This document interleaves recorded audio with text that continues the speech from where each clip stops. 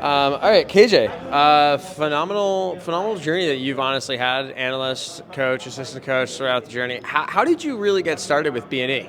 So with B&E, I got approached by Stickle. He was looking for assistant coach at the time.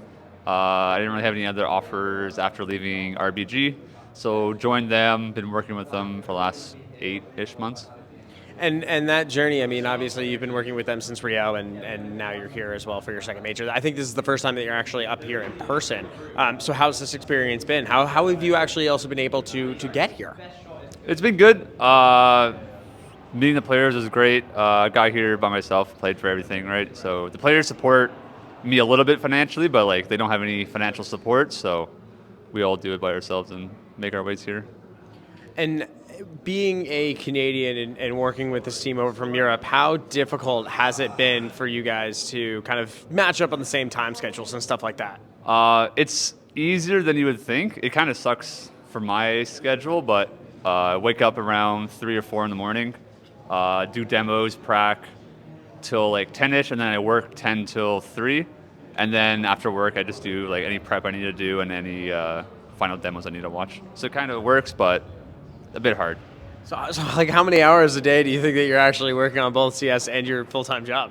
It's it's a lot. I think it's like 16-ish hours of just grinding, but it's worth it. And you're not getting paid for any of your time with B&E, or are you being financially helped at all? Not paid. Like sometimes, like when I was here, they're paying for dinners and stuff and taxis rides, and sometimes they'll give me a bit of stipulation, but it's nothing. It's not like a salary or anything. And for this team, I mean, always been a lot of speculation about being able to sign with an organization. Has that ever been part of your mind or part of your conversations with the team? Not really. Like we're continuing to look. We're always talking to people. Like we've talked to a lot of orgs. So one day it'll eventually come. I'm pretty sure of it. And then it's never really been on my mind. I love the team. I love working with these guys. So the money doesn't really bother me too much. And I'm curious, kind of. So when you are here, you obviously were here for part of the group stage. What are your days kind of like that? Everyone knows that it can be very intense. You have the BO1s on the day one, and then you have these BO3s later on. What are you doing in that meantime to try and help the team prepare for whatever next matchup that they have? Yeah, so before major, me and Crystal made sure we had a lot of the prep done, a lot of like the basic stuff, because a lot of teams didn't play from the RMRs to this stage, so it's hard to get accurate prep. So we got like some basic stats, whatnot, ready for that. And then once we know our opponents and who we're playing, then it's long hours watching demos and doing that sort of stuff. So in any time, for example, like between the BO1s, what has been your role? Are you looking immediately after the match to try and improve on any errors, identifying them, and then working with the team? Yeah, so luckily we have 3 coaches, so we spread it out pretty easily, but we all do a little bit of everything. So I'll do a little bit of prep, I'll watch a little bit of our games and talk about the players mentally and see if they're in the right mindset, make sure that we're doing the things that we need to do to stay productive, as well as make sure the nitty-gritty demo watching and stuff is done. What was the hardest time for you guys as a team at this major?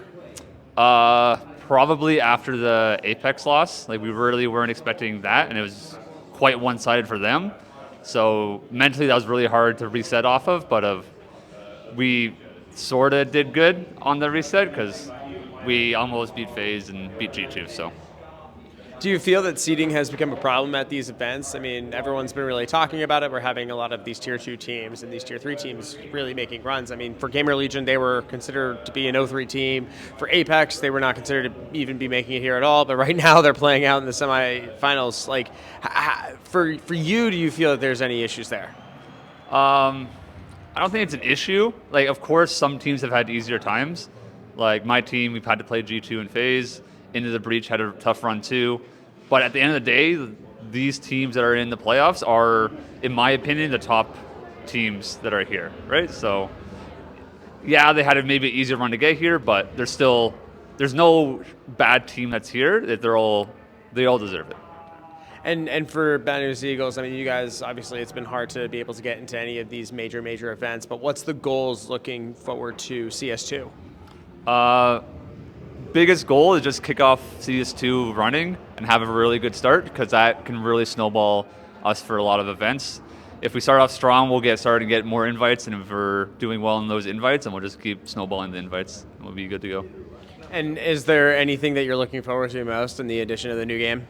Not really. It's going to be hard, right? Like, it's whatever team grinds the most and puts in the most hours is going to be the better team at the end of the day. Like, there's no cheat code to it. Like, you just had to put in the work, and not really looking forward to putting in the work, but it's what I have to do, so I'm ready to do it. More long 16-hour days? Yeah, basically. All right, thank you so much. I appreciate it. Thanks, boss.